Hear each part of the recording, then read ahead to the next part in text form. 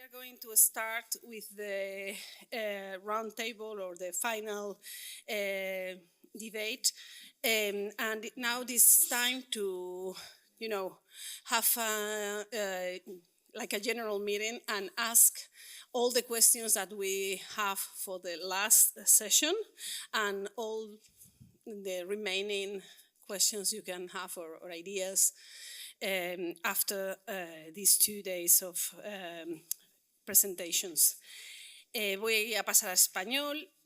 Voy a lanzar unas cuantas preguntas al aire para dar pie a que haya un poquito de debate. Por favor, no seáis tímidos en preguntar en español, inglés, italiano, alemán inclusive. Tenemos un traductor ahí. Y bueno, vamos a intentar que más o menos esto, aunque la lengua principal, como habéis podido ver, es el español, vamos a intentar entendernos todos. Pues a mí se me ocurren muchas ideas por dónde comenzar este debate final, que por fin tenemos tiempo para hacerlo tranquilamente.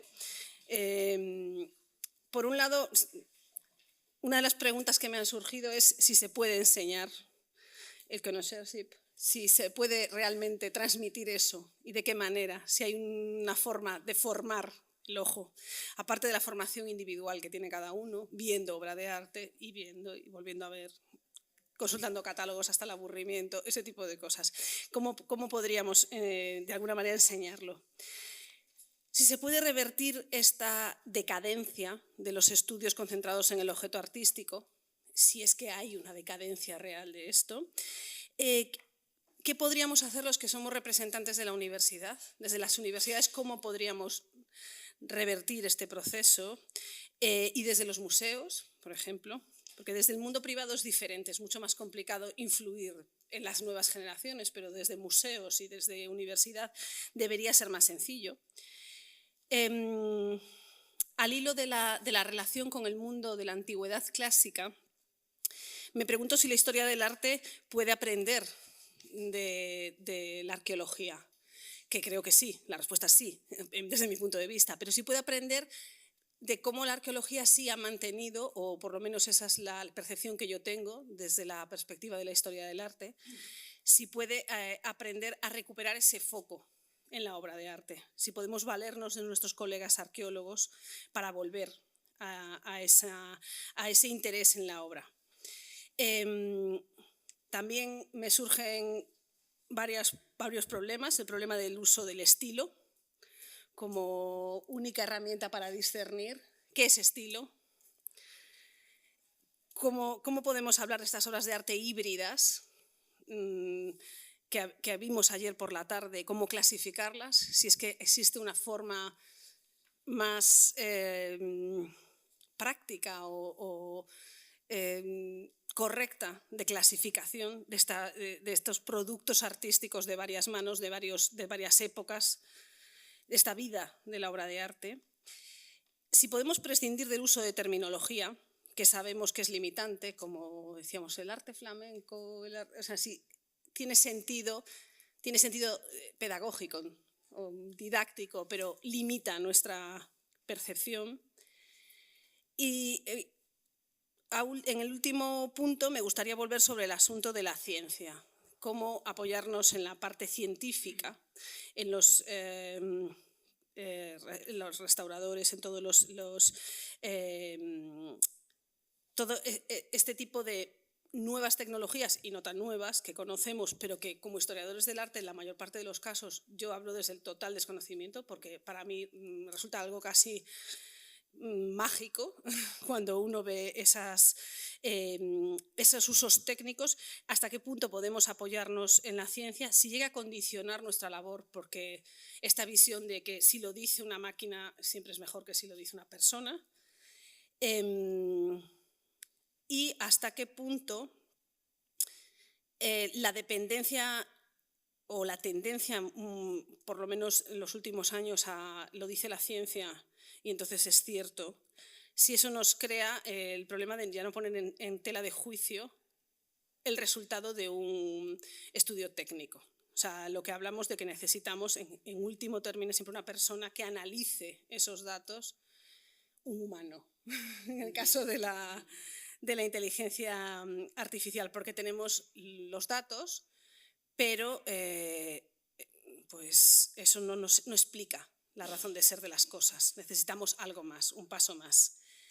Y bueno, con estas preguntas y todas las que surjan, tanto en el público como en nuestros colegas del comité científico, os animo a comenzar el debate.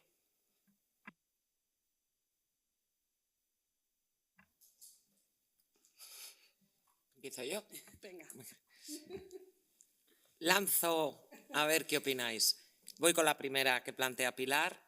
¿Se puede formar el ojo? En mi opinión, pero es la mía y solo la mía, y aquí hay muchas más, se puede hasta un punto. O sea, yo creo que puedes educar, yo he educado a mucha gente, he hecho lo que he podido, intentando limitar un poco la historia del arte actual excesivamente volcada en la cultura visual y los estudios de cultura visuales, e intentar volver a una cultura material, que intenten volver a la obra. Pero he detectado, dando clase y en mi vida profesional anterior, gente con ojos privilegiados. O sea, y hay gente que desde muy lejos te dice eso es muy bueno, y que entran en una sala de un museo y detectan la gran pieza. Y gente que por más que estudie una obra no tiene la sensibilidad, el ojo, y por más que aumentes esa formación, para discernir una mano de otra. Esa es mi opinión, no sé la vuestra.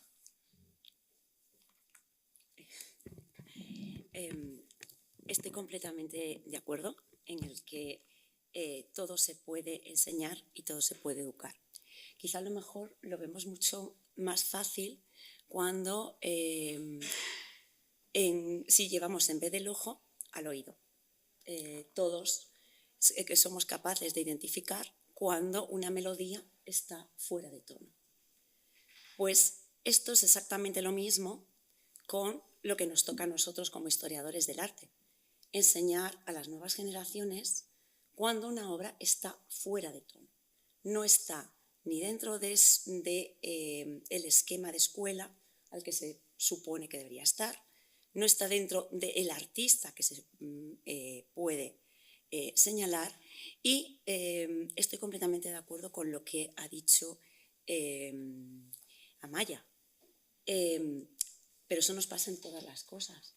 Hay personas que son mucho más sensibles a ciertas cosas que otros, y entonces dentro de tu alumnado habrá personas que lo vean al momento y personas que los pobres, por mucho que estudien, no lo van a ver. Pasa también con profesorado.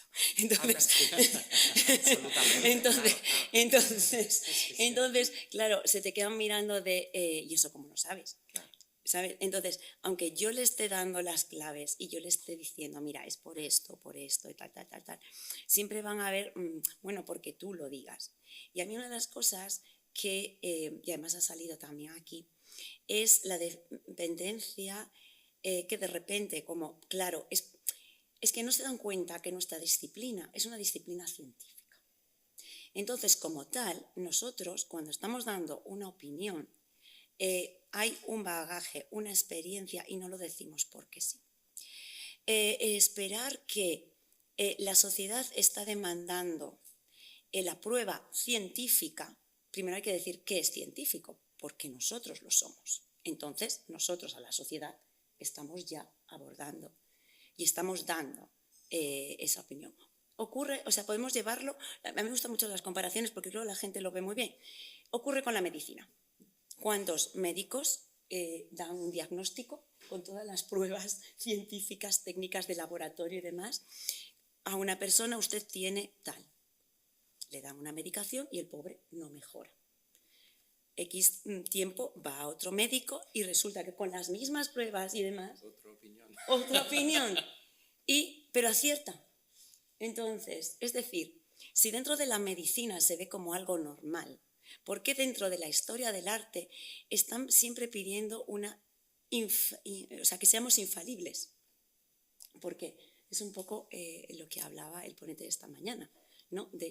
Es que aparece mucha documentación nueva, aparecen muchas cosas y aparecen datos. no somos compartimentos estancos. Entonces, si en unas disciplinas, como se considera a los médicos científicos, ¿por qué a nosotros, en cambio, se nos está valorando desde otro rasero? So I think that's a great question. To what extent the eye can be educated. I think I was arguing in my presentation that, there are different ways to try to do that. Part of it is simply exposure. If the eye is never exposed, we won't find the talented individuals who have the eye. But I wanted to come back. I think I started early in my talk by quoting Jonathan Richardson over 300 years ago, who says one man is as good a judge as the other. So at that period, he was believing that he would argue against you. He was saying this is a human. Now I think his idea of who he was speaking to was far more limited, educated, wealthy British men of taste. So this is not all humanity. But it made me think of two things. It made me think of the terminology that we've been pivoting among in this conference, and I did look back, and you did title it Connoisseur Eye at the beginning, and then it became Expert Eye, and we've had the suggestion of experienced eye or un œil exercé, right? And then you don't like expert, you want specialized eye. So in a way, my question is, are these the same thing? If they're different, how are they different? Why does it matter? And I wonder if we could also ask those who gave us demonstrations of one of these eyes during the past 2 days to just tell us, to what extent were you taught to do these things, or to what extent is it an innate talent? Did you teach yourself, or were you taught in some way to use one of these eyes, whichever fits you? Maybe someone who gave us a demonstration could speak to that.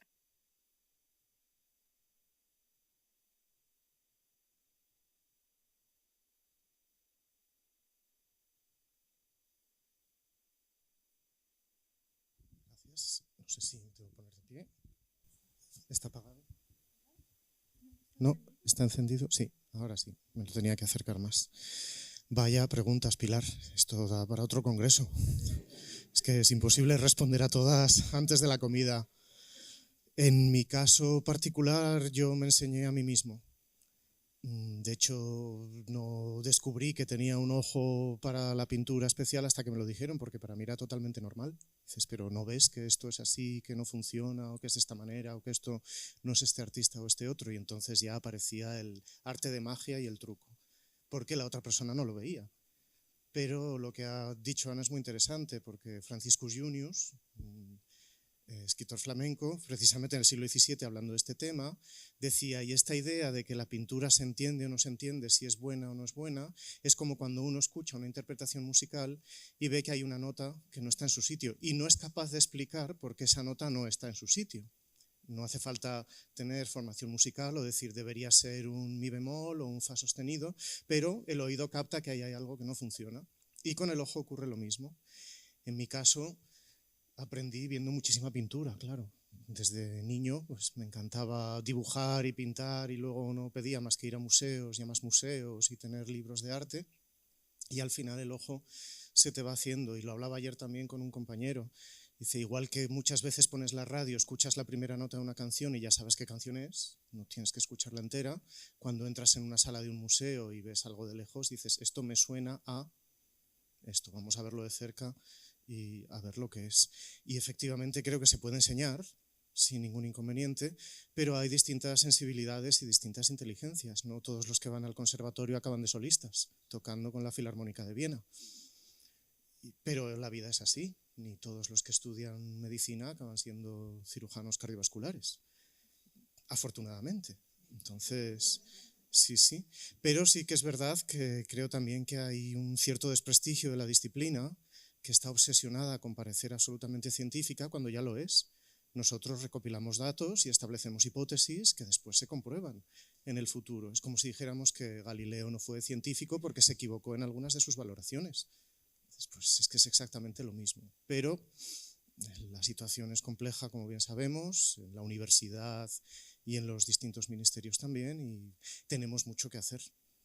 No hay más que ver la cantidad de público que tenemos aquí.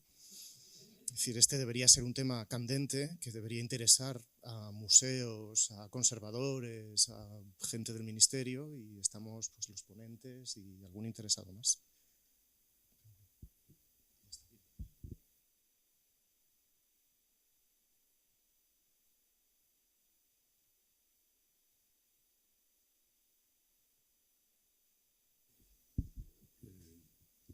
I actually, you said also we could respond to the last session, if that's okay, and then you can respond again, because I didn't get everything, but I got some of the artificial intelligence scheme and some of the examples that you touched on. And one of the examples was Rembrandt Ritratto, which I gave a presentation here about. That's a concrete demonstration, and it has to do with Jeffrey's question about the eye. You left out my proposal, which was the informed eye. That's okay. That gives me a chance to throw it on the pile. And my idea of informed eye, because I think expert also we could use maybe as an adjective rather than a substantive or noun. And then it's a question of how you adjudicate what is genuinely expert. But I think if it's an adjective, it's something that a bar that we try to raise up to rather than a badge that we wear on ourselves. And but my idea of informed goes back to knowledge, connoisseurship also as knowledge, and also what we don't know. So in terms of AI, if you're talking about Rembrandt portraits, one of my objections would be it's not la obras, but las obras. It's many works that have to be compared, and it goes back to that definition of Berenson's comparison of works of art with a view to determining their reciprocal relations. I think one of the problems with Berenson and with the old term connoisseurship was that it was just his claiming to have done that in his mind, and he gave us his verdict, whereas I think it should be articulated. You could call it articulated connoisseurship. And I would take it a second step, which is that I think a crucial point here is that things go wrong. People make errors. So when we have this picture of the man with a magnifying glass, he looks a little like a combination of Sherlock Holmes and Freud and maybe Morelli, or looked a little like Verdi to me. But this detective, the detective metaphor, the work of art is not a crime. But we do have to be detectives about our, let's say, the art historian as criminal or error maker. That's what we have to detect. Our own errors, human error. And it seems relevant for AI, that's one of the things that it can't really deal with that much, human error. These dystopian scenarios about AI are always that they're going to get rid of us because we make so many errors. I think like limits and knowledge, the corollary of error is genius. So we go back to this guy Berenson, who was flawed, and I think Jeffrey was suggesting in his keynote, would have been canceled if we went back to that original Mona Lisa, which was also one of those motifs you showed, the Mona Lisa being examined. That trial, when he said, I don't care whether it's on canvas or panel, was a gotcha moment. What he meant was, that's not really what's important. It was an error, perhaps, to say it in that arrogant way, and that's part of, so I would say, Socratic connoisseurship, where you recognize your own errors and are not saying, I'm a connoisseur, this is my position, but you're willing to negotiate it with somebody else who points out what you're doing wrong. And I think that paradigm I'd like to suggest onward to the idea of technical art history, which is, it seems like a proto-AI. And I would like to reinvoke what Jeffrey brought up about object proctology, which is AI or technical art history can be obsessed too much with some small and relatively unimportant thing. If it's the back, turn it around and remember that you're looking at a work of art, or have the technical within a broader context. But I think you could also apply that to the catalog raisonné, that if there's and that comes down to whether it's an inventory or a catalog. I think of an inventory as a list of things that's just there when you're dead, what's in the house. Whereas a catalog could move in a more flexible direction beyond catalog raisonné, and if we're talking about the internet and what could be on there, I think it would be about negotiating precisely this Socratic connoisseurship. What are the differing points of views and the different talks we had? Hans Goethe, the Cadaris, the list of those identifications of the people on the Cavalli, the problem is at 200, 400. You take the different evidence and you see what the objections are. That seems to me where we should be going, is looking at our own human error, having a dialogic back and forth about, and that seems to me AI can only be brought to bear once you've handled those problems first. About we should be looking at ourselves and making sure that we've got that human error. And if I could just make a last suggestion about the social art history, which I think is coming back in the post-colonial talk we had as a kind of neo-social art history, that could also be Socratic social art history, that it looks at its own blind spots. And I would just make a closing remark about when we're looking at Rembrandt portraits and determining all of these loaded and invested terms about the myth of the romantic genius, or whether there's one hand, or whether there's hybrids, or whether there's a larger context, or whether you can talk about a place like Holland, or I think I would push back against the idea that we should get rid of golden age, and I don't know how that discourse is playing out here in Spain, but I can tell you they came from Holland, where they're largely getting rid of that term, which I think is wrong. Until you have a better term or a more useful or productive term, number one, just like you don't get rid of Panofsky unless you have something better to put in its place. And number two, I think it's a kind of cowardly hiding from what was done, slavery and colonialism. Call it Golden Age and teach the controversy. Golden Age was a time of beautiful art and great creations and brutal exploitation. But don't try to make yourself feel better by getting rid of the term and getting rid of art history. But that's a little of a soapbox, but I'll end with that view from the north. And thank you. And thank you for the wonderful conference, Pilar and everybody. Thank you for having me. Sí. Vale. Bien, en primer lugar, quisiera responder a lo de a esta cuestión que hemos planteado, ¿no? Sí. Más, aquí es al revés, aquí no es la cuarta, ¿no? Quisiera responder a esta cuestión que nos planteamos todos sobre la posible educación del ojo, ¿no? Bien, coincido con los compañeros en que hay ojos más privilegiados y no, pero voy a retomar el pañuelo blanco que lanzó ayer nuestro compañero David, ¿no? ¿Realmente estamos educando en la universidad ojos? ¿De verdad nos lo creemos? ¿Que estamos haciendo una labor de educación en el mundo académico de ese ojo experto, de nuestro alumnado?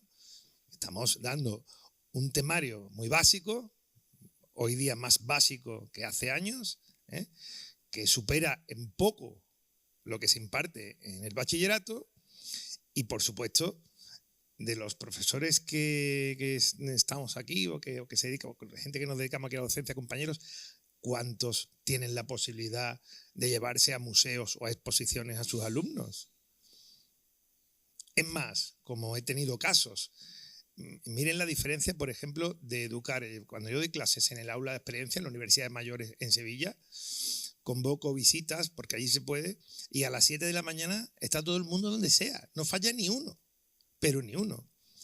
Cuando hacemos visitas, recuerdo una que organizamos al Museo de la Condesa de Lebrija en Sevilla, que vale 12 euros entrar, pero que por acuerdo con la universidad lo pusimos en 4, alumnos de la enseñanza ordinaria de tercero de Historia del Arte, pues no, fueron 5. Porque además decían que 4 euros es una barbaridad.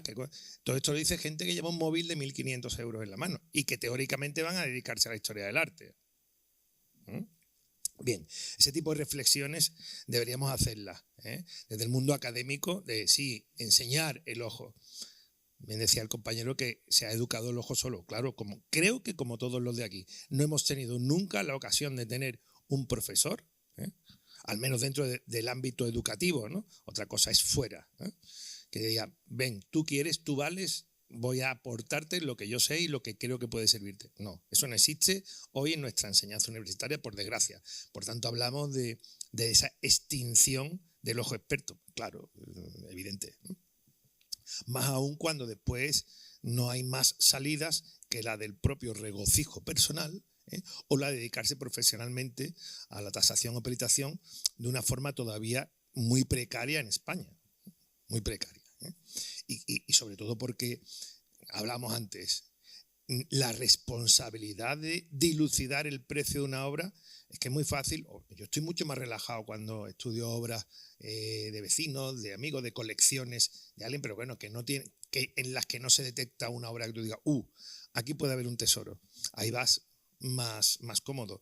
Podemos plantearnos cómo se están tasando, peritando y valorando las obras de las galerías o de los marchantes de arte que están diciéndonos, tengo 5 lotes de 3.000 piezas cada uno. Madre mía, ya está tasado esto y valorado, ¿en serio? Y todo es, os fijáis, escuela española, escuela italiana, escuela, pues tasamos al peso, perdón. Bien, entonces todas estas cuestiones deberíamos replanteárnoslas. Después, en lo que hablan los compañeros y lo que planteamos, y las dudas que se han planteado aquí y antes durante el café o estos días, sobre la inteligencia artificial y las nuevas tecnologías. En cuanto a lo que decía Ana, nuestra disciplina, claro que es científica. Claro que es científica. No tenemos que demostrarlo, no vamos a demostrarlo. Pero recordemos una cuestión. Definamos ciertas diferencias con otro término, experimental. Eso es lo que nos diferencia posiblemente con las ciencias aplicadas. Hablamos antes de la medicina o demás.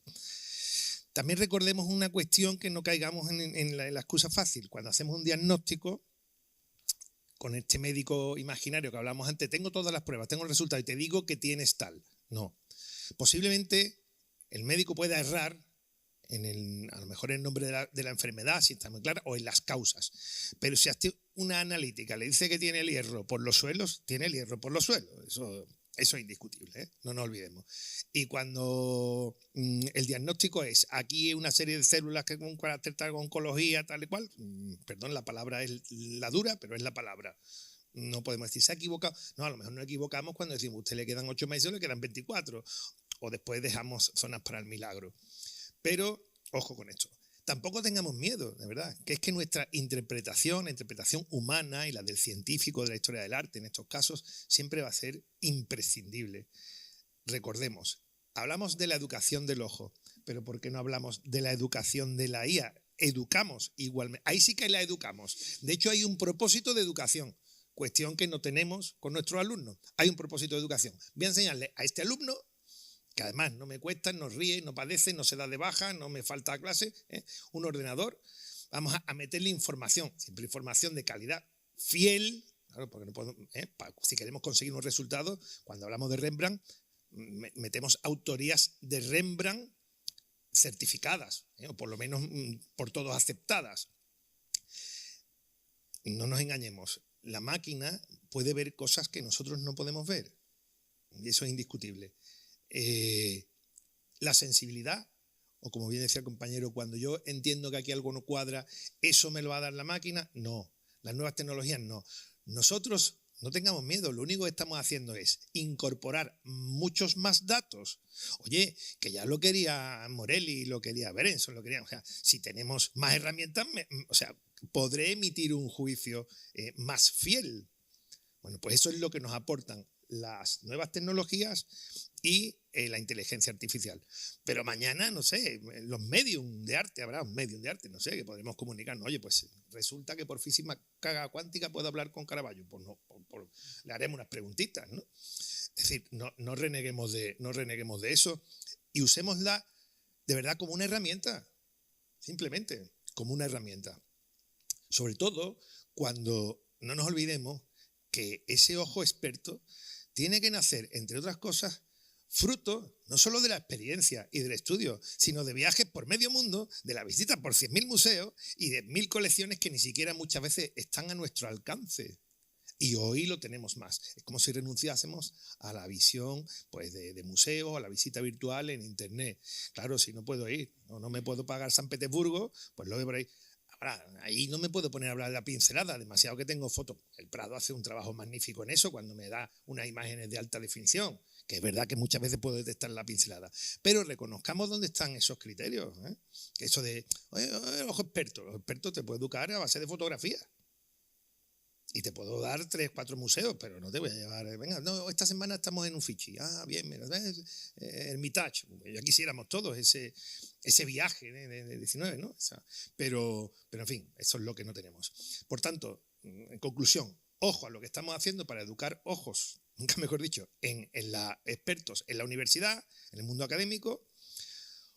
Ojo al riesgo que se asume cuando se tasa, como decía antes el compañero, que es que antes hablábamos, bueno, ¿cómo me protejo? Y estamos comentando algún caso de periodistas que habían pedido su cabeza por hacer una afirmación sobre una obra, la autoría determinada o no de una obra en prensa. Pero que lo de menos que un señor te demande. Lo demás es que venga y te mate. Porque es que tú me has dicho 20.000 y se ha vendido por 50 millones. Eso no lo perdono, ¿no? En fin, esas responsabilidades, lógicamente, tenemos que avalarlas o buscar soluciones con medios técnicos, cuantos más mejor. Aún así, oye, que es que tenemos claridad. No, miren, les voy a poner un ejemplo para terminar. La Sábana Santa de Turín. ¿Es perceptible al ojo la imagen que de ahí se desprende? No. ¿Cuándo se vio? Con una fotografía. ¿Se han hecho 50.000 análisis? Sí. ¿Qué han dicho los análisis? Que unos que el tejido es del siglo II, entonces no puede ser, otro que es la tal, que la imagen. Ha habido historiadores de arte incluso que han dado técnicas para cómo se ha podido transferir o pintar incluso y falsificar esa imagen. ¿El resultado cuál es? Que depende además de dónde has tomado la prueba de carbono 14 porque te estaba afectada por el incendio. No. ¿El resultado cuál es? Y aquí es donde tenemos el espaldarazo a nuestra labor. Que todo ha necesitado interpretación. Las pruebas por sí solas no han servido para nada, no sirven para nada. De hecho, hoy se sigue discutiendo la posible veracidad de esta tela o no. Es decir, interpretación. Por más pruebas que tengamos y por más IA que tengamos. Lo que pasa, claro, es que ayuda. Porque si le hago 14 incisiones y las 14 me dicen que este tejido es de la sábana de mi abuela del siglo XIX, pues no hay sábana santa que valga. Pero si hay dudas ya hay que interpretar. Bueno, en fin, ahí lo dejo. Gracias, Adolfo. Solo por apuntar una idea que se me venía ocurriendo en relación a hasta dónde podemos educar en la historia del arte. Yo, que también de formación soy historiador del arte, por muchos cursos, lo estábamos diciendo, por muchos cursos que demos, creo que jamás llegaremos a tener un ojo experto como el que, por ejemplo, tienen quienes se dedican al arte profesionalmente, artistas. Creo que lo decía Isabel en su presentación, y pongo un ejemplo. Una vez, y es casual que fue también con el contexto del expresionismo abstracto, fui con un amigo artista a ver allí las obras, ¿no? Estábamos ante una obra de Clifford Steele. La manera en que mi amigo artista me desgranó todos los procesos, las técnicas, las capas, yo decía, ¿y para qué he estudiado yo historia del arte? No tengo ni idea. Ante este cuadro no tengo ni la menor idea de cómo se ha construido. Me podrían poner una falsificación al lado y, bueno, hombre, tampoco soy perito, no soy tasador, pero creo que uno de los límites de nuestra disciplina es precisamente que nunca llegaremos a tener ese conocimiento que tiene la persona que trabaja con esos materiales, que conoce esos procesos, etc. Entonces, ya digo yo, en este sentido, y el caso es que me lo llevo a todas las exposiciones de pintura, porque es que es un gusto, es que el tío te coge y cada obra te dice cómo ha sido hecha. Y sinceramente esto en ninguna facultad de Historia del Arte, ni aunque nos metamos en un curso monográfico de un artista durante un año entero, pues podremos llegar a entenderlo. Creo más o menos que podría ir por ahí.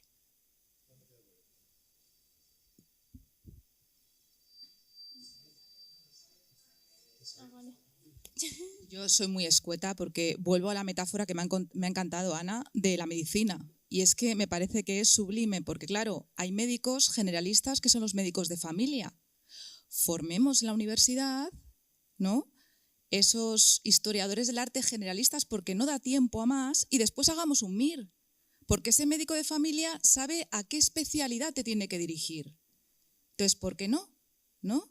Que ese ojo experto sea cuestión de ese posgrado, de entender qué son las especialidades y lo difícil que estamos viendo que son. A mí me parece esto, me ha encantado, súper significativo, claro que sí, claro que sí.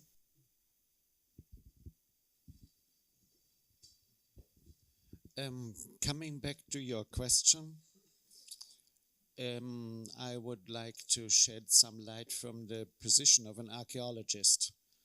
I learned during these 2 days that we are in a worse position than the art historians, but sometimes I feel we are in a better position because we don't know so much. That can be a positive side effect. The expert is the word, and the content is connected to experience, in my view. So a lot of experience may be positive for the access to an interpretation of an art object or the context of art objects and so on and so on. My impression was that David Ojeda wanted us to discuss a little bit what's the method. How do we discuss our research? And I understood that it's about weighing and phrasing and then weighing our arguments. And sometimes we feel that the arguments are not so important anymore, especially, it's my experience, especially in the English-speaking world, I hear a lot of I feel or I guess or such phrases, which in my view are not to the point, because I don't want to know what somebody feels about an art object, but I want to know what's the argument for the interpretation of this artwork or the context. Or in my research, it's about landscape context with the art object and so on and so on. So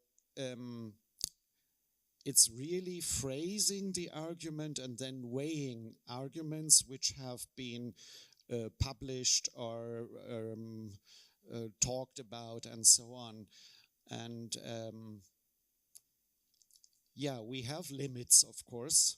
The archaeologists have much more limits than the art historians because of less written sources and so on. But methodologically, we don't have any limits. We just need to keep with the methodology and to phrase our arguments and then weigh them against each other. And I think the expert's eye is a good title because it's about experience. And the eye needs to be trained. That's what we are doing with our students. Of course, I can do a description in detail of, let's say, what I did with the hair, how the hair is done. Yeah, I can phrase it and I can describe it in detail so that somebody who does not have a trained eye in this context will hopefully see it.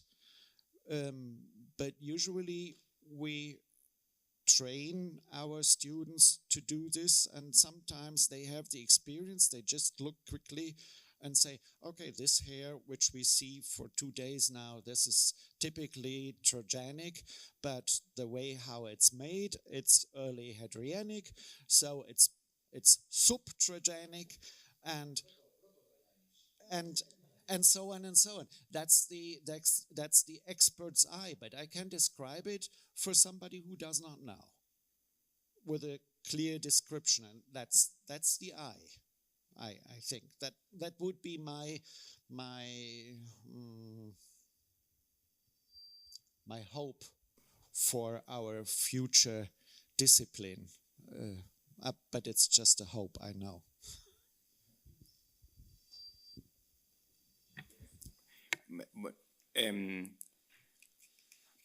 Ahora les voy a hablar como arqueólogo clásico que soy a la base, cosa que me dicen casi semanalmente en mi departamento. ¿Tú no haces historia del arte?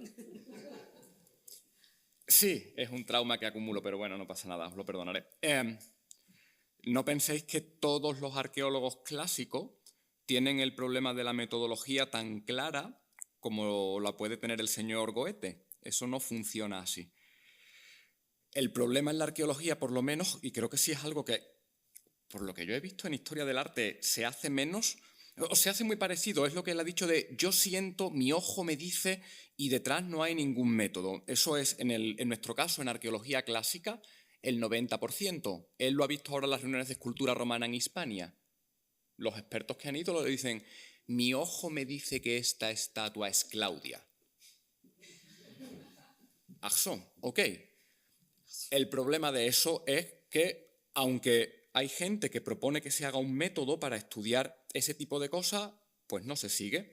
Y eso enlaza con la primera cuestión que tenía Pilar. O sea, yo creo que hay gente que nace puede que tenga algo más de ojo que otras personas, pero yo creo que el ojo se puede entrenar. O sea, de verdad, o sea, luego hay, no creo que sea una, o sea, hay algo de innato, pero no lo es total. Por ejemplo, los dos señores que tienen aquí de arqueología clásica, el primero hizo su tesis doctoral sobre los togados de época romana y él ya tenía claro un método. Lo raro es que nadie se haya leído el libro para enterarse de su método. Pero el método de él era muy sencillo. Decía, voy a coger todos los togados que tienen datación absoluta en el imperio y a partir de ahí voy a hacer grupos con todos los que no lo tienen. Puede que el resultado de la comparación sea falsa, pero el método es correcto. El libro se publica en el año 89. ¿Creéis que alguien ha seguido el método? Absolutamente nadie.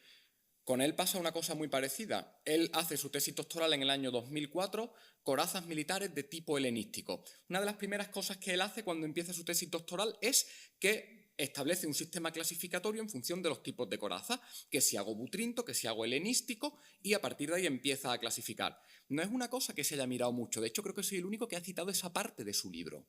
La gente lo que suele hacer es que dice, como ha demostrado Cadario, esta coraza es el ascenso al sol de Nerón comparado con Helios, pero no parten de la premisa metodológica primera. Entonces, no penséis que en arqueología clásica todo el mundo lo tiene tan claro, pero sí que habemos, yo creo que un grupito realmente pequeñito y poco escuchado de gente que intentamos partir de ese método, que a fin de cuentas lo que hemos hablado 1000 veces, qué son las cosas y cuándo se hicieron, que traducido es, vamos a hacer primeros catálogos.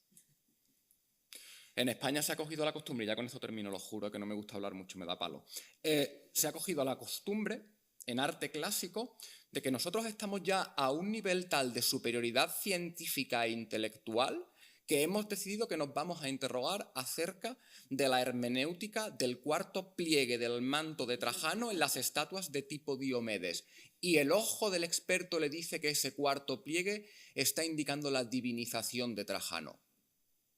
Problema, no hay un catálogo previo de todas las representaciones que tenemos de Trajano. Entonces yo creo que, no sé cómo va la historia del arte por esos derroteros, pero desde luego creo que en arqueología tendríamos que pararnos, empezar por hacer catálogos de todo lo que hay, por ejemplo, el catálogo de las piezas de esta Santa Casa, que no está hecho, y a partir de ahí, de las romanas no, y a partir de ahí empezar a construir. Voilà. Bueno, como yo estoy con un pie, o estaba con un pie en las dos disciplinas, mi formación doctoral fue en cerámica ática, aunque ahora esté en siglo XVIII, yo puedo proponer la perspectiva del historiador del arte que entra a trabajar en un área normalmente completamente cerrada y exclusiva de los arqueólogos, que es la pintura en la cerámica. Yo creo que uno de los problemas principales es que los propios historiadores del arte no consideran eso como arte y los arqueólogos consideran que un historiador del arte no tiene nada que aportar a la discusión. Entonces consideran que como mucho podemos identificar si está Dioniso, si está Artemis, si está Hécate y ya basta. Y no podemos decir nada más. Cuando, por ejemplo, podemos hablar de la praxis artística, que en el caso de la cerámica ática, por ejemplo, en otras producciones como la Puglia también es muy interesante, se aplican parámetros muy parecidos a cuando se trabaja con el taller de Marata, con el taller de Raffaello, etc. Principalmente porque la fundación de la disciplina del área de estudio de la cerámica ática la hizo Sir John Beazley siguiendo el modelo de Berenson. Entonces, quiero decir, cuando me dicen, no, es que esto no es arte, yo digo, bueno, es que no sabes lo que es arte. Y cuando, es que toda la cerámica es igualmente interesante, sí y no. Para un historiador del arte, evidentemente, las grandes obras siempre son más importantes, pero también las malas. La producción que se vende de artista, de verdadero taller, pero taller de barato, de comprar, porque te dicen cómo se transmiten modelos, cómo se vende una pieza, por qué se repite siempre una misma escena, porque al público la compra y le gusta. Esto es como las latas de galletas con las pinturas de Murillo o de Gainsborough, es lo mismo. Galletas. O sea, quiero decir, es lo mismo. Pero sí hay una cosa que envidio del trabajo de los arqueólogos y es la capacidad de sistematización, que por lo que dices pues no se puede extender a todos los arqueólogos, pero que desde el punto de vista de un historiador del arte yo veo muy sistematizado el estudio. Porque cuando yo empecé a trabajar sobre cerámica, bueno, primero tuve que aprender a entender lo que eran las notas a pie de página, porque era todo acrónimos, era CVA, Corpus Vasorum Antiquorum, LIMP, Lexicon, Mitología Clásica. Era una verdadera pesadilla. Solo saber, leyendo un artículo me llevaba horas entender lo que querían decir las notas. Entonces, se podía trabajar con bases de datos, que ha mejorado mucho en los últimos años, pero, por ejemplo, una de las cosas absolutamente increíbles para trabajar la cerámica ática es la base de datos del archivo Beazley en Oxford, que uno entra y es un organismo vivo, porque uno entra y ve aquí una pieza sobre la que ha trabajado y ve las referencias que aparecen y entonces escribes y dices, no, que yo también he escrito sobre esto y mi opinión es esta. La envían y la añaden.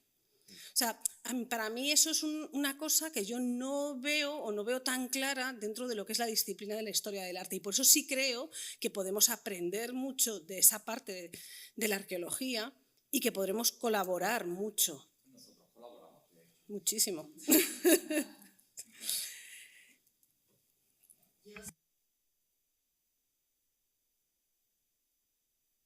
Como ha explicado la subdirectora, nuestro trabajo es inmenso y por mucho que nos pretendamos poner a hacer catálogos, es muy complicado y se van sacando y se sacan poquito a poco. No a lo mejor el de escultura romana, pero se saca por, no sé, hachas de talón de época del bronce. Es decir, que todos sabemos que tenemos una gran cantidad de tareas a las que atender y, por tanto, no es tan fácil. Y, en segundo lugar, respecto a lo que decía Pilar, es que yo creo que la historia del arte, o sea, en muchas ocasiones es muy difícil de sistematizar porque no es A o B, es una mezcla de A y B. En muchas ocasiones, como cuando hablamos ayer en mi ponencia de que teníamos teníamos un marco cronológico, pero que no eran fronteras estancas. ¿Y qué es lo primero que uno tiene que explicar? Y me imagino que a vosotros también os ocurre cuando dais clase, que no se levanta uno el 1 de enero de 1500 y ya estamos en Renacimiento, ¿no? Sino que las fronteras son muy laxas y a veces hay una mezcla. Y entonces a mi juicio, es mucho más difícil de establecer esas fronteras estancas o esa sistematización.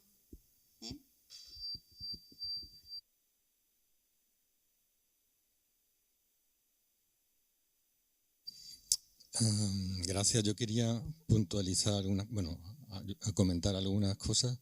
Por ejemplo, sobre el comentario de ayer de Amaya, si en España se catalogaría menos.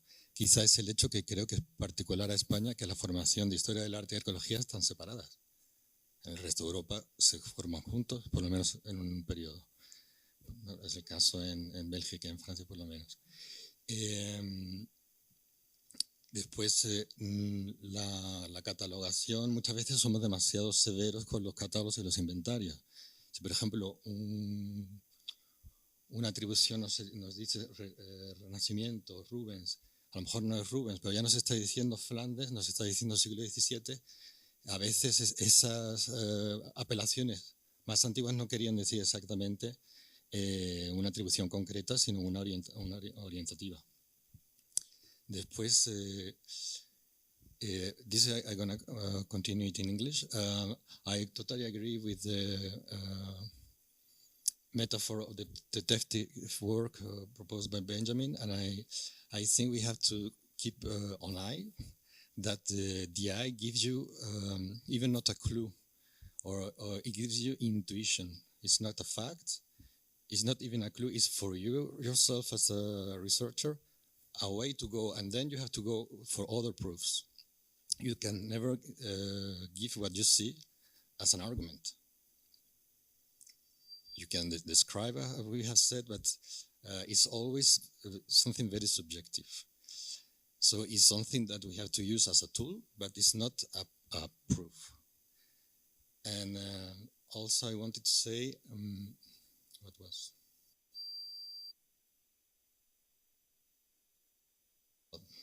It will come maybe. Thank you.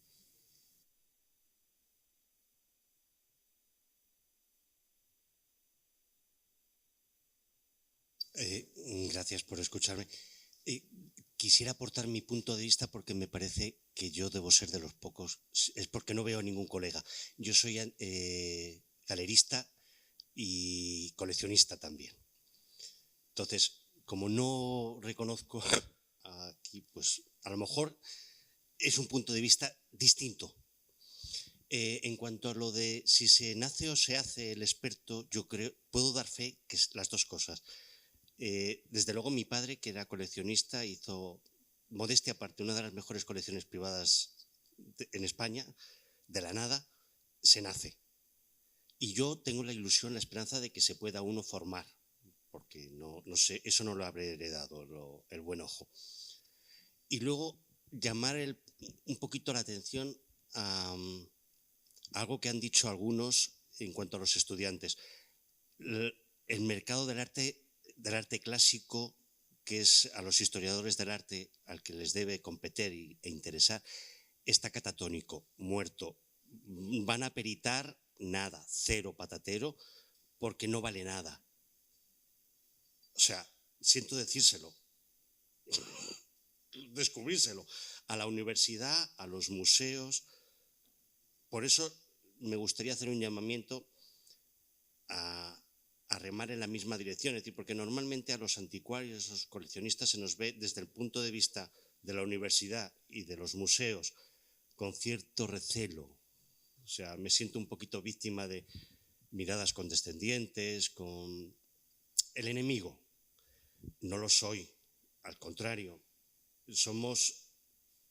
Nos gustaría que esto renaciese y animarles a difundir el arte clásico, difundir la arqueología y más que nada, y sobre todo, creo que hay mucho pendiente. Les están comiendo la tostada señoritas que hablan por TikTok y nos cuentan la historia del arte como si lo hubiesen descubierto ellas. De verdad, por favor. Es que a mí mi hija me enseña, mira, está hablando de lo tuyo y me cuenta, y la señorita en cuestión me cuenta cosas, pero que me dan un poquito de vergüenza ajena. Entonces, yo les animo a salir de la universidad, a salir de los museos. El Museo del Prado se ha hecho célebre por los vídeos de TikTok. Chapó. A ver si cunde el ejemplo. Pero esos son muy serios, ¿eh? O sea, depende. No. Ahí tengo que defender porque dos son alumnos míos. Sí. Yo si salto. lo pongo como ejemplo de bien algo, hecho, ¿no? De bien hecho. De bien hecho, es decir, que se puede hacer bien. Son serios. Sí. Se puede hacer bien. Si lo pongo como ejemplo de que hay muchísimo campo, hay muchísima gente joven que con interés y que le puede gustar, pero que si son ustedes peritos y tasadores y tal, la ilusión de peritar y tasar cosas, tienen que valer. Y si valen es porque la gente lo quiere comprar y lo quiere pagar. No. Ahora mismo, no. Siento las malas noticias, ¿eh? Estoy totalmente de acuerdo con usted. De hecho, a mí me indigna profundamente quiénes son las personas que están peritando a día de hoy arte clásico en España para determinadas colecciones. No voy a dar nombres, luego se lo doy todo en privado si quiere. De hecho, me pregunto por qué se sigue llamando a las mismas personas desde hace 30 años, cuando desde hace 30 años sabemos que no tienen ni idea de lo que están peritando. O sea, me parece una situación de alarma bastante grave también. Y ya que lo estoy diciendo, pues lo digo aquí públicamente, ¿sabes? Que no me pueden echar. O sea, de hecho, a mí me encantaría que me llamaran a mí para peritar. A mí nunca me llaman. Me puedo imaginar el porqué. Y solamente una pregunta más de las cosas, por lanzar otra pregunta que ha dicho Pilar, de qué es el estilo y cómo se utiliza, que a mí es una cosa que siempre me ha inquietado profundamente. Yo jamás he creído en el estilo. Es más, siempre ha sido mi enemigo más declarado. Probablemente porque no sé utilizarlo, pero me ha llamado la atención también en las conferencias que hemos visto de arte clásico que ellos realmente tampoco han utilizado mucho el estilo, porque uno ha datado en función de un paralelo que tiene datación absoluta de un campamento perdido de Alemania y el señor Goethe ha datado, pues, en función primero, al final el argumento fundamental es que las inscripciones de las estatuas, pues, se dan en cualquier época. Lo ha utilizado como un recurso secundario y yo me pregunto, yo no lo utilizo en Historia del Arte, ¿cómo lo utilizáis? ¿Qué es la forma de la pincelada? ¿Eso os da algún dato de importancia? ¿Eso es clarividente? Porque en nuestro ámbito, desde luego, es bastante complicado de hacer. Y ya que está aquí la profesora Alzaga, seguro que me lo responde, ya tiene buen ojo para el pincel. La profesora contrata a un arqueólogo.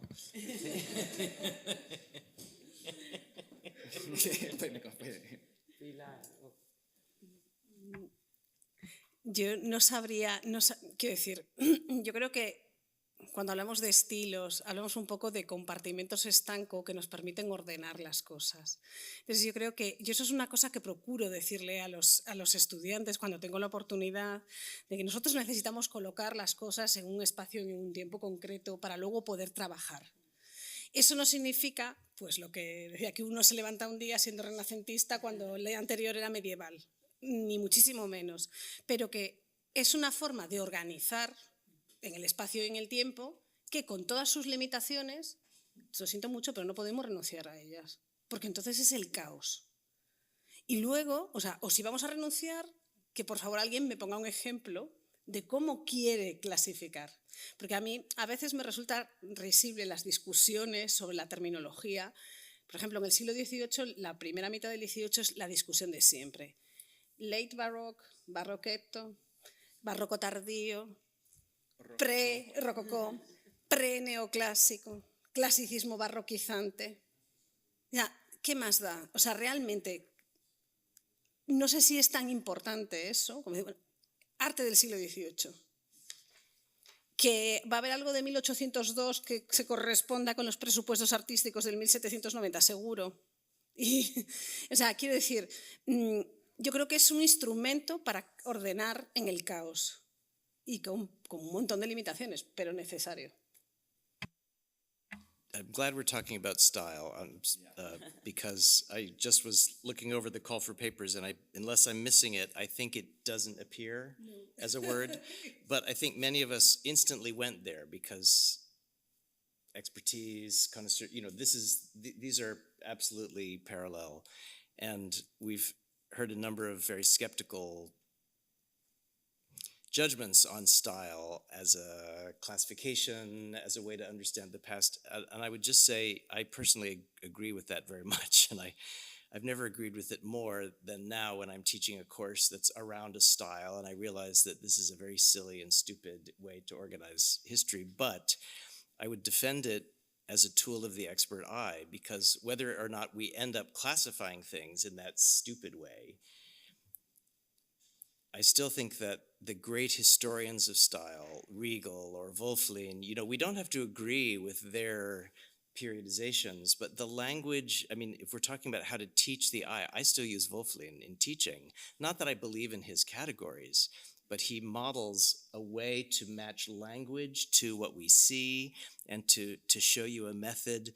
You know, look at this and then look at that. Are they the same? No. So style categories, I think, can still be useful even if we ultimately say we're not accepting them, and it may be that styles are competing at the same time, as Sasha, told us last night, but we still need to know to recognize those to understand the landscape in which there are multiple styles. So I'm actually for style as a diagnostic concept, but not as a classification concept. I just a small thing. Exactly, and I think that you need to know about it before you want to destroy it. And the students today don't know it. We have to teach them that. Gracias. Bueno, quería hacer varios comentarios. Primero, esto no se está grabando, ¿verdad? Quiero romper una lanza a favor de la universidad y de los estudiantes. Por una parte, el sistema está pensado para que primen las ciencias experimentales y hay que gestionar numerosos grupos de estudiantes en un horario que es limitado. Yo muchas veces tengo prácticas a las 8:30 de la mañana cuando los museos madrileños no abren hasta las 10 y a las 11:30 los alumnos tienen que estar de vuelta en la facultad, lo cual hace difícil poderlos llevar. La normativa de mi universidad impide que yo pueda hacer prácticas en ningún sitio donde los alumnos tengan que pagar. Y cuando los llevo al Museo del Prado, pongo yo de mi bolsillo el dinero del auricular, el euro que hay que pagar para tener auriculares, porque no puedes hablar de viva voz si tienes un grupo. Un grupo para el que el propio Museo del Prado me limita el tiempo en el que yo puedo hablar a 1 hora y media. Con lo cual, quizás no sea solo culpa de la universidad. Por otra parte, es cierto que no se valoran mucho los estudios de historia del arte ni el ojo experto. Yo tampoco he visto que nadie se manifieste en la calle cuando la colección Carmen Thyssen vendió un Monet, un pintor que no está especialmente bien representado en España. Y quizás estamos ante un círculo vicioso. Es decir, desde unas instituciones que deberían proteger el patrimonio, parece que no se protege demasiado, la sociedad tiene otros problemas y no se interesa, y aunque lo intentemos muchísimo, pues llegamos hasta donde llegamos. Por otra parte, pienso también que la formación es una responsabilidad personal. No todo puede depender de la labor del profesor, que puede dar una formación humanística que cree ciudadanos responsables y conscientes, que creo que es la misión de la universidad, enfocados a la medicina, a la historia del arte, a la económica o a la política, pero no podemos explicar todo lo que se ha hecho en el mundo hasta la actualidad en 4 años, que son bastante limitados, pero todavía me vienen alumnos a hacer TFGs diciendo que nadie les ha explicado Rembrandt ni Rubens en la carrera. Digo, ¿y tú no has tenido un momento en 4 años para sacar un libro de Rubens o de Rembrandt de la biblioteca y leértelo? Es decir, a veces la responsabilidad también es compartida. Por otro lado, me parece que la información no es conocimiento, y lo vemos en esta época de hiperconectividad, donde tenemos un acceso facilísimo a todos los datos que necesitemos, y todavía hay gente que cree que la Tierra es plana. Es decir, el conocimiento es producto de esa reflexión, interpretación y meditación sobre los datos. Y cuantos más datos tengamos, más completo podrá ser nuestro pensamiento y mejor podremos pensar, pero no son la clave que nos resuelva absolutamente todo, ni un ojo experto, ni una datación, ni una interpretación de una obra de arte. Y con respecto a las obras híbridas, yo creo que son híbridas solamente para nosotros, y eso demuestra también nuestras limitaciones, porque no las entendemos en su contexto. Hay obras híbridas, pero creo que son poquísimas, y de hecho es significativo que cuando Renato de Fusco escribió su tratado sobre el Renacimiento italiano, no lo llamó arte del Renacimiento en Italia, lo llamó arte del Quattrocento en Italia, porque en la misma Italia, de Brunelleschi y de Donatello, se están haciendo bóvedas de crucería, en sitios que luego acogen obras de Leonardo, y se está practicando todavía el arte del gótico internacional, cuando se están dando también obras de Masaccio. Es decir, aquí hay una enorme variedad en el gusto de los mecenas de la sociedad, que no entiende por qué tiene que renunciar a algo que es extraordinario o espectacular o que da una enorme sensación de lujo. Y cuando mis alumnos me preguntan, ¿pero esto de qué estilo es? Es decir, ¿esto cómo lo tengo que responder en el examen? yo les digo, ¿tú comes espagueti todos los días? Es que el pasado no son compartimentos estancos. La idea del estilo viene muy bien para clasificar las cosas, pero en el fondo revela también una aproximación positivista, en la que los estilos se suceden y todo lo que viene después siempre es implícitamente mejor de lo que ha habido antes, cosa que nunca se ha entendido de esa manera ni en el siglo XVI ni en el siglo XVII. Si no, Baltasar Gracián no habría escrito un libro sobre Fernando el Católico. Y no se habría restaurado la Alhambra en el siglo XVII cuando la visita Felipe IV, restaurando los mocárabes que se habían perdido o poniendo azulejos nuevos. Se habrían hecho cosas mucho más barrocas. Es decir, cuando vemos una obra que no nos encaja en nuestros esquemas, el problema es nuestro, no es de la obra. Y por lo tanto tenemos que entenderla en su contexto. Siempre pongo el caso de esa famosa exposición del otro Renacimiento, como si hubiera un renacimiento único y todo lo demás ya no fuera tan renacentista, pero claro, tenemos otro renacimiento en España, otro en Campania, otro en Alemania, otro en Francia, otro en Inglaterra, pues quizás no haya tantos renacimientos diferentes, o cuando todo es renacimiento a lo mejor es que ya no hay renacimiento. Y siempre pongo el caso del Castelnuovo.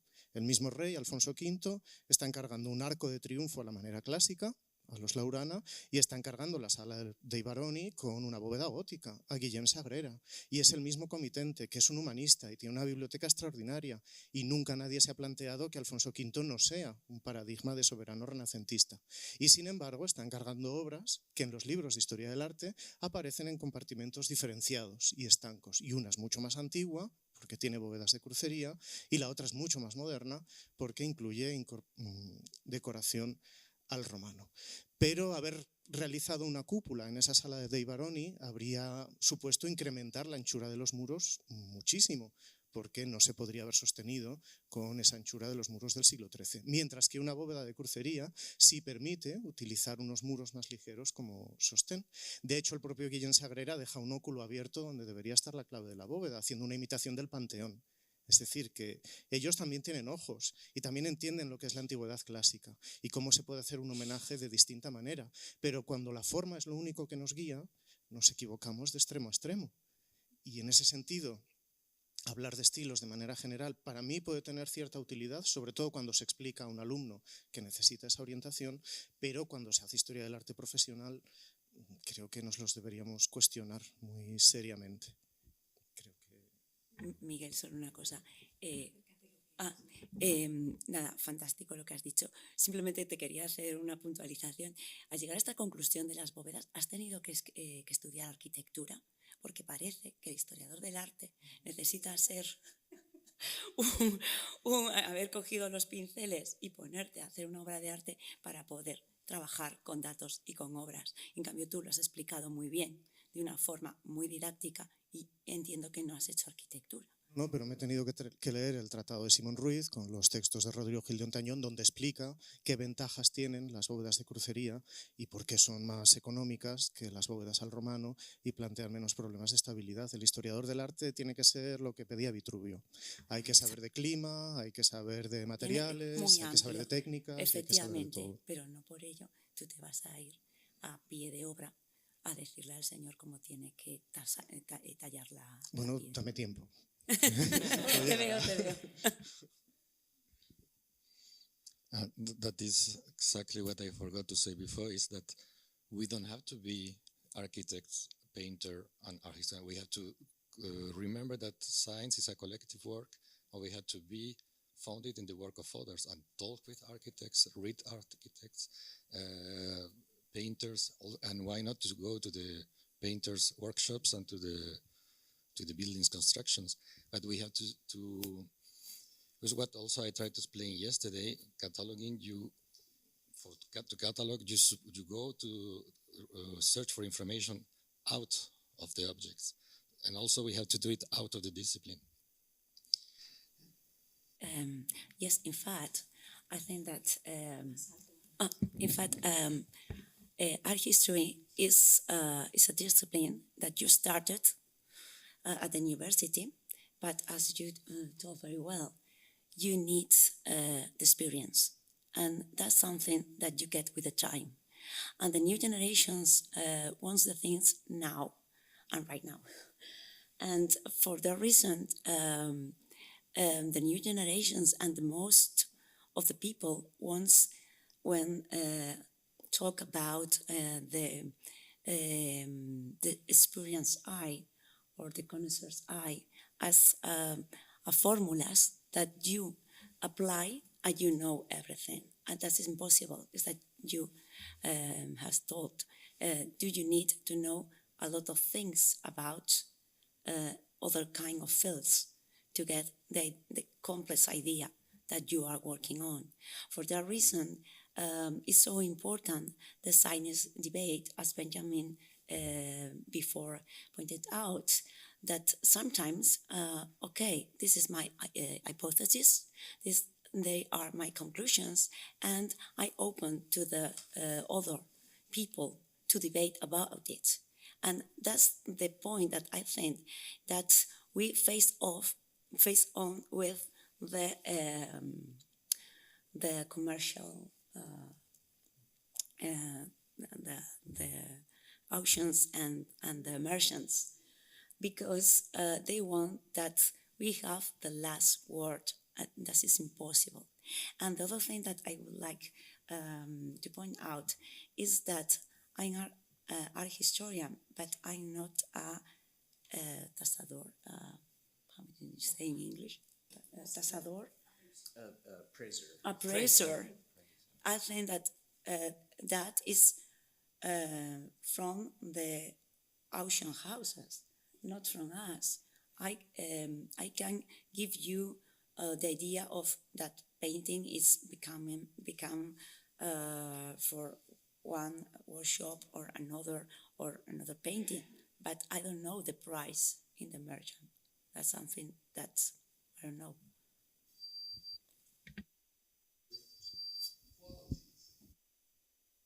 I can talk about quality and copies, and that's something that is very. This is no new debate. That is Sean Bermudez talk about it. So it's true. You can ask me, this is a work with quality, or it's a copy, or it was made in, I don't know, in 20th century. Okay, but I don't give you the price of the work. Yeah. Thank you very much again for the conference. It was very, very passionate for me. I will speak in French because I don't want to embarrass myself again. And I think many people can understand me. So, je voulais juste ajouter 2 points aux questions sur le style et aux questions sur ce que nous faisons. Et c'est des choses que je dis à mes étudiants, et j'aimerais bien avoir aussi votre retour là-dessus, si vous trouvez ça intéressant. Dans mon université, il y a des professeurs qui interdisent d'utiliser les styles. C'est pas le cas de mon professeur, mais voilà.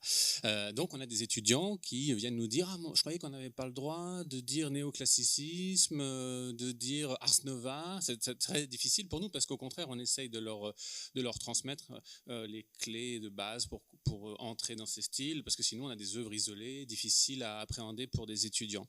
Et ce que je leur dis toujours, c'est que, alors oui, c'est subjectif, c'est anachronique, hein, mais une grenouille, the frog, ne sait pas qu'elle est un amphibien. Hein, elle ne sait pas. Et c'est pas grave. Mais c'est important pour le zoologue, hein, d'avoir des catégories à utiliser. Et c'est un outil, ça va plus loin. Et du moment que c'est comme la question de l'influence, hein, chez Baxendale. Du moment qu'on sait tous ce que ça veut dire, qu'on s'est tous mis d'accord sur les limites du terme, alors on peut l'employer. Et je pense que c'est vraiment comme ça qu'il faut appréhender la question des styles, en ayant conscience de leurs limites, évidemment, et du caractère anachronique et du simple outil que c'est. Et puis, sur ce que nous faisons, avec le connoisseurship, les experts, les spécialistes, en fait, on est les trois. On est le connoisseurship historiquement, nous sommes des connaisseurs, nous sommes des experts parce qu'on a l'expérience, et puis on est des spécialistes parce qu'on est tous très spécialisés. Et l'humanité a besoin de spécialistes, je pense qu'on est tous d'accord là-dessus. Et je pense qu'il est intéressant de voir ce que nous faisons comme une science, c'est faux, hein, mais une science expérimentale. En fait, c'est une science empirique, mais on fait des expériences. Et l'expérience, la chance pour l'historien d'art, c'est que l'expérience de l'historien d'art est très facile à reproduire. Hein, 2 images. et on regarde. On est d'accord, on n'est pas d'accord. Et on n'est pas d'accord parce que ou les arguments sont mauvais, ou parce que peut-être on n'a pas l'expérience nécessaire. Ça, c'est compliqué. Et un professeur, une fois, m'a dit, et c'est quelque chose que je trouve très intelligent, et j'ai tendance à le répéter à mes étudiants, c'est que dans nos travaux, on doit permettre à l'autre spécialiste de reconstruire le laboratoire pour pouvoir rejouer l'expérience. En fin de compte, exactement comme dans toutes les sciences dures. Les sciences exactes. On doit pouvoir refaire l'expérience, et en physique, en biologie, etc., ils rejouent les expériences tout le temps pour voir s'il y avait des biais dans la première tentative. Et donc, on a juste cette obligation, en fait, d'argumenter correctement et puis de systématiquement publier les images. Et ça permet d'éviter la question du sentiment, de feeling, ce qui est vraiment horrible évidemment pour nous, en ayant juste la possibilité, voilà, chaque historien rejoue l'expérience, et ensuite ce que nous cherchons, parce que je pense que la question centrale c'est ça, ce que nous cherchons, c'est on essaie de s'approcher de la vérité, c'est impossible, même avec les témoignages, même des archives, c'est plein d'erreurs, c'est plein de mensonges, c'est des êtres humains qui écrivent, mais ce qu'on cherche c'est le consensus. Parce qu'en fait, c'est ça notre discipline. Plus qu'on ne peut pas avoir une équation simple comme en maths, on cherche le consensus, et donc on permet juste de rejouer l'expérience. Voilà. Enfin, moi, c'est ce que je dis à mes étudiants, je crois, dans les premiers cours, quand ils arrivent à l'université. Donc, je ne sais pas ce que vous en pensez. Je vous remercie beaucoup encore. Moi, je suis tout à fait d'accord avec ça que tu as dit. Dans ton cas, on pouvait le voir trop bien parce que tu montrais les deux photos et on voyait comment l'eau, il était travaillé de la même manière. Alors, pour moi, là, c'est clair. Et je suis tout à fait d'accord. On peut l'utiliser, mais on doit essayer de l'utiliser correctement. Voilà, ça c'est le clé. Mais Mateo, mais no todo el mundo lo utiliza correctamente, hijo mío. O sea,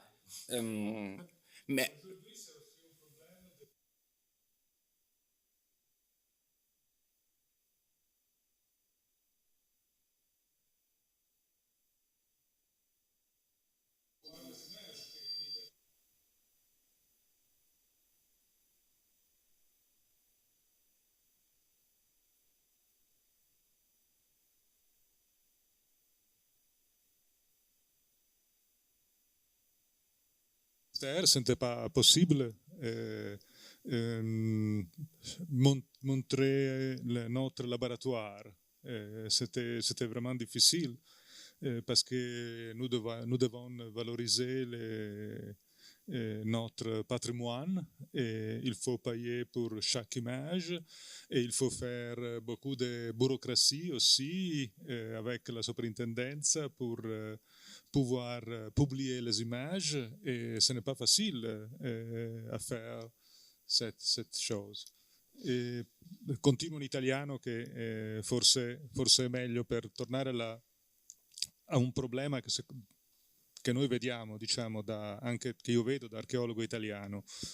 Da una parte molti archeologi sono più interessati allo scavo che alla storia dell'arte, che alla parte, diciamo, storico-artistica. Uno dei più famosi archeologi italiani, Carandini, ci ha presentato come persone che passano il tempo contando le ciocche. How many locks there are in this hairstyle, and so this is our job. E questo vuol dire che molti studenti hanno quasi paura sostanzialmente di una tesi sulla scultura, proprio perché, siccome, come diceva anche prima il collega Goethe, per avere un occhio esperto bisogna fare esperienza, insomma, sostanzialmente, e nel mondo contemporaneo spesso si vuole ottenere un risultato molto velocemente. Hanno paura di fare questa esperienza, di confrontarsi con lo stile, ed è anche difficile nell'università contemporanea aiutarli a fare un training, perché noi siamo ormai quasi un'industria, we are a factory, dobbiamo produrre studenti, non devono andare fuori corso, il Ministero ci taglia i fondi se aumentano i fuori corso, quindi noi li dobbiamo passare il più rapidamente possibile. Questo vuol dire avere anche poco tempo per fare effettivamente, per formare sostanzialmente i nostri studenti, anche per fargli superare eventualmente la paura che possono avere ad affrontare un tema che avvertono come complesso, come la valutazione, diciamo, di un'opera in cui bisogna appunto costruirsi un'esperienza, un occhio e saper valutare eventualmente uno stile, insomma.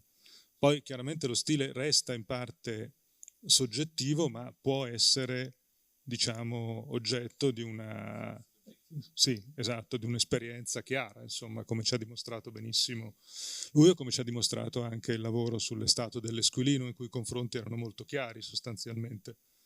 Ecco, io credo che il nostro problema sia anche quello di gestire la formazione in un'università che ci spinge, insomma, a investire meno in fondo, ad essere più veloci anche nel parlare dei nostri temi a studenti che vorrebbero avere l'occhio esperto immediatamente. E questo è drammaticamente complicato, insomma, ci si arriva col tempo e sotto certi aspetti è anche difficile insegnarlo in realtà, perché solo quando uno si trova veramente di fronte ad una tesi, insomma, a un lavoro di una certa importanza, che è costretto, insomma, in qualche modo a formarsi l'occhio.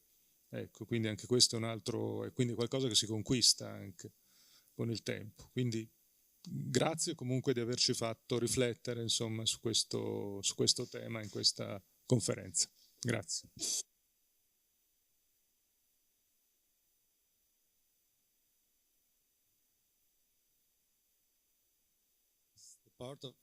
It's part of the heritage of the discipline, and then is the way to communicate also.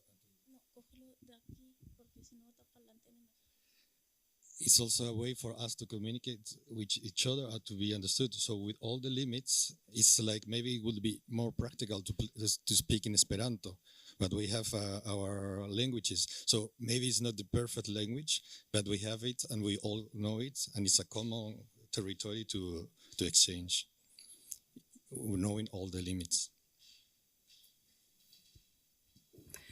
Me gustaría simplemente comentar una cosa. En cuanto a la formación de los alumnos, sí creo que efectivamente es muy necesario lo que decía Rafael.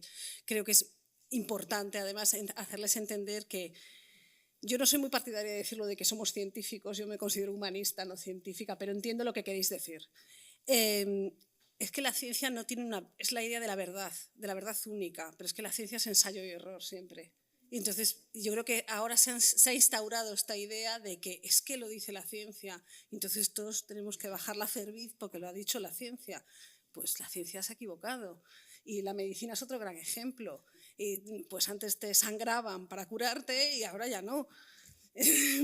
O sea, quiero decir que todo está en un proceso de evolución constante, y dentro de esta evolución constante pues hay que entender que obviamente los conocimientos sobre una figura histórica, artística, varían con el tiempo, tenemos cada vez más información, pero tampoco, a veces es que es eso, en toda esta gran cantidad de información que señalaba Miguel, a veces no sabemos utilizarla, principalmente porque no tenemos tiempo para leerlo y para interpretarlo, pero que creo que lo que podemos aportar desde el punto de vista de la universidad como docentes es tratar de revertir en la medida de lo posible, aunque no es evidentemente uno con las limitaciones que tiene del número de alumnos, con la imposibilidad de suspender a todos los que quisiera suspender.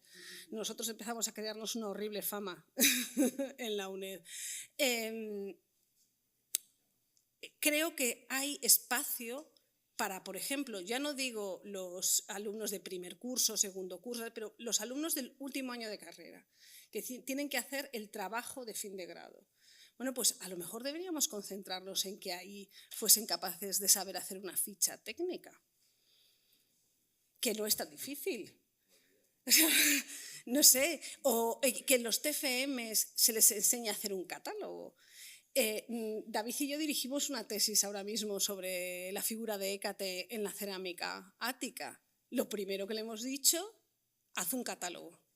Y lo segundo, vete a Alemania. Bueno, pero... Y ella no acaba de... El catálogo, no, tengo 12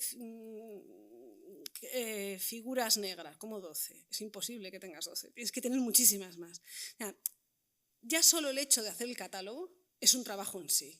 Luego todo lo demás que tú hagas es una aportación maravillosa y será discutida, no discutida, etcétera. Pero el catálogo lo tienes que hacer. Entonces yo creo que eso es una cosa. Yo en mi tesis fui autónoma, desgraciadamente, pero tuve que hacer mi catálogo. Yo tenía 600 y pico piezas y seguramente muchísimas que no me enteré. Solo eso, al que viene detrás, que trabaja sobre eso, mi tesis te podrá decir, esto que he escrito es una tontería, pero las 600 piezas están ahí. Entonces irán allí a mirar las piezas. Que yo creo que eso es lo que estamos olvidando. Está muy bien si alguien hace el gran descubrimiento, la nueva interpretación de las hilanderas, pero lo normal es que uno no sea tan brillante con 23, 24 años. O sea, que por lo menos haya una parte de trabajo que quede para ir haciendo base sobre la que vayan creciendo las siguientes generaciones. Y quizá es ahí donde yo creo que podemos aportar nuestro granito de arena, que es decir, bueno, pues venga, TFG es así, TFM es así, aunque luego te digan, ay, es que eso es tan anticuado. Bueno, chico, pues estudia telecomunicaciones y sé el más moderno. Yo quería hacer una reflexión acerca de por qué creo que la universidad se ha olvidado de la materialidad de los objetos en parte. En parte porque son grupos demasiado grandes, como estaba diciendo, o mismamente los horarios de prácticas hacen inviable que un profesor pueda llevar a sus alumnos a ver materialmente esas piezas. Y segundo, porque ¿cuál es la utilidad de eso? O sea, para ser conservador, sí, no tienes que estar especializado en algo, tienes que saber cantar unos temas. Muchos de los conservadores que llegan a los museos, sí, los escogen, los que sacan las primeras plazas, los pueden sacar, escoger por preferencia de temas, sí, y esto es muy local español, lo siento lo que estoy diciendo, pero hay gente que ha sacado la plaza y termina en el Museo de Arqueología Subacuática de Cartagena, Murcia, cuando su especialidad es pintura barroca. Y claro, ¿para qué van a saber físicamente interpretar esos objetos si al final lo que les estamos pidiendo es una teoría? Y eso mismo es en lo que la universidad se está centrando. Si no estamos creando o no estamos llevando a los alumnos a poder interpretar los objetos, nunca van a poder coger ese ojo. Y si encima las personas que se dedican a hacer esa valoración o esa expertización o esa especialización de objetos se las mira mal porque están en el mercado y por lo tanto están contaminados, ¿sí? Entonces, toda aquella persona que está trabajando con lo material parece que está contaminada por el mercado cuando no nos damos cuenta de que el arte no existiría sin el mercado. Ningún artista Miguel Ángel no existiría si no lo hubieran contratado los papas o no hubiera tenido unos mecenas o no hubiera tenido a alguien detrás. Sí, seguimos teniendo una imagen del arte y del historiador del arte, sí, que parece ser que a un médico tú vas y te cobra una visita.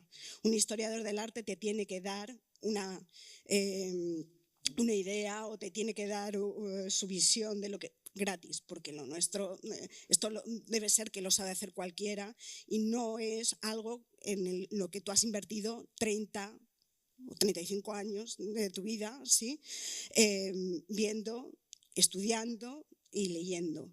Y creo que nos tenemos que analizar a nosotros mismos y a la finalidad que pueda tener la carrera de Historia del Arte hoy día para ver por qué hay una disciplina, sí, que nos estamos olvidando de que realmente ninguno estaríamos aquí si no existieran los objetos. Muchas gracias.